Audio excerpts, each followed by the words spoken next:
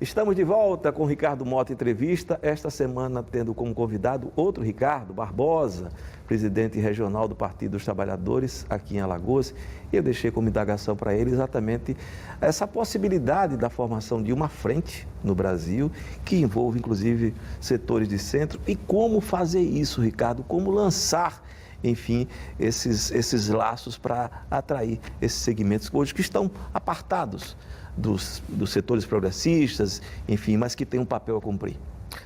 É fundamental hoje a gente pensar em trabalhar uma unidade para a gente poder fazer esse combate nesse momento que a gente está vivendo hoje no país. E o PT tem responsabilidades, não só em buscar essa unidade, não só em buscar essas alianças necessárias, como também propositivamente apontar caminhos.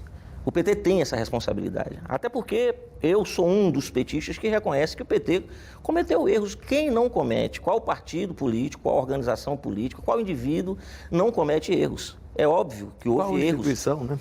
Exato. E agora, eu não digo que foi por erros que o PT ele foi satanizado, demonizado, o Lula foi preso, impedido de participar do processo eleitoral de 2018. Não. Isso aconteceu com o PT por conta dos acertos, e aqui eu já disse quais foram os acertos. Tem incluído os mais pobres no orçamento. Só os acertos é que resultaram nisso? Mas não, agora os erros, entre outros erros que o PT cometeu, obviamente, como todo partido comete, foi justamente o de não ter empoderado, digamos assim, esse setor social que foi beneficiado com as políticas sociais dos governos do PT, desse poder que eles têm, né, de dispor de um governo, ou de um partido, ou de partidos políticos na política para fazer, né, para garantir essas conquistas sociais para esse setor.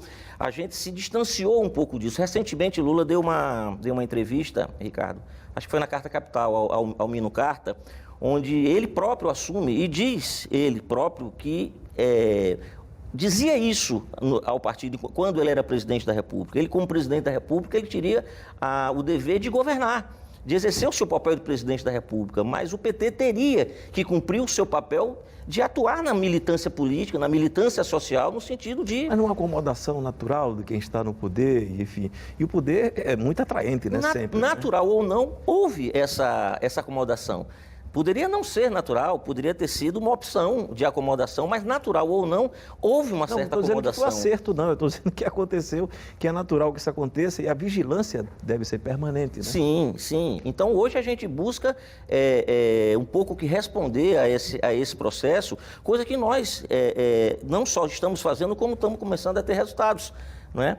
Eu te dou como exemplo, como coroamento desse movimento que nós estamos fazendo, o processo eleitoral que nós vivemos agora no último domingo, no dia 8 de setembro. O PT é o único partido, não sei se no mundo, mas eu falo com certeza absoluta no Brasil, que tem o seu processo de eleição de dirigentes municipais, estaduais, nacional, envolvendo eleições diretas. Foram 4.000 municípios onde nós fizemos eleições para presidente de diretório municipal, chapa de delegados e delegada estadual, para o Congresso Nacional, não é? E nós tivemos uma participação...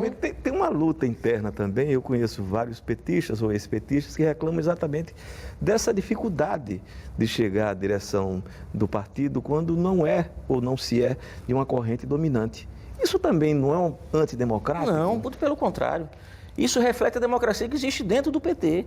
Ora, o PT afere a sua maioria e a sua minoria de forma amplamente democrática. Ou não é democracia você convidar para votar, ir à urna, os filiados da base do partido, que independentemente de ocuparem posições em diretórios, independente de ocuparem posições de dirigente, seja lá onde for, tem o direito a um voto no seu dirigente municipal, no seu dirigente estadual, no seu dirigente nacional. É um processo amplamente democrático. Agora, esse processo amplamente democrático se resume em maiorias e minorias.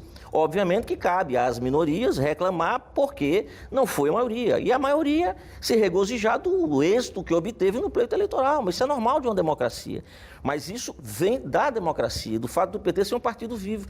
Então nós demos essa opção agora à nossa militância, aos filiados políticos. Foram 2,5 milhões, né, digamos assim, de filiados que participaram do processo eleitoral como um todo, aqui em Alagoas. E outra, num momento em que o PT teve crescimento nas suas filiações.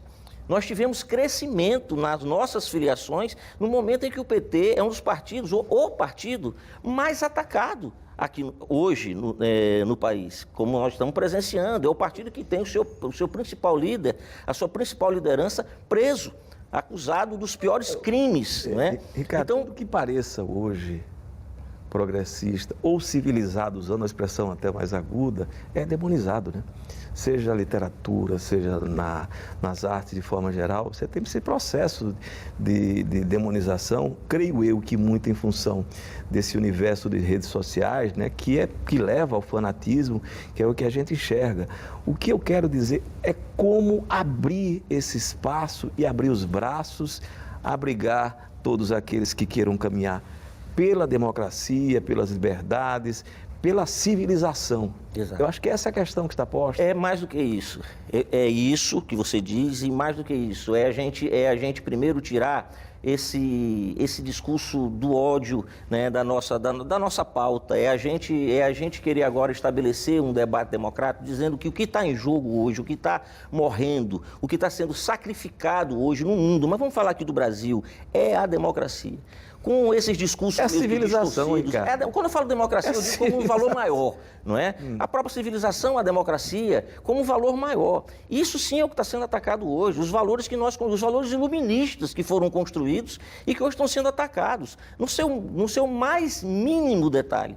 Então, para a gente fazer esse debate, nós temos que fazer esse debate não mais somente no campo político. A gente tem que, como você disse, se abrir, tirar o ódio da mesa, né? Reconhecer os nossos adversários do passado, digamos assim, como aliados no presente, porque nem todos os nossos adversários no passado sabiam que esse ataque civilizatório iria acontecer. Acabar com a disputa pela hegemonia? Sim, óbvio. Agora tendo como marco essa necessidade de luta a favor da democracia, contra esse ataque que é contra a democracia, contra a civilização, contra esses ideais iluministas que estão hoje sendo atacados, nos seus mais mínimos detalhes.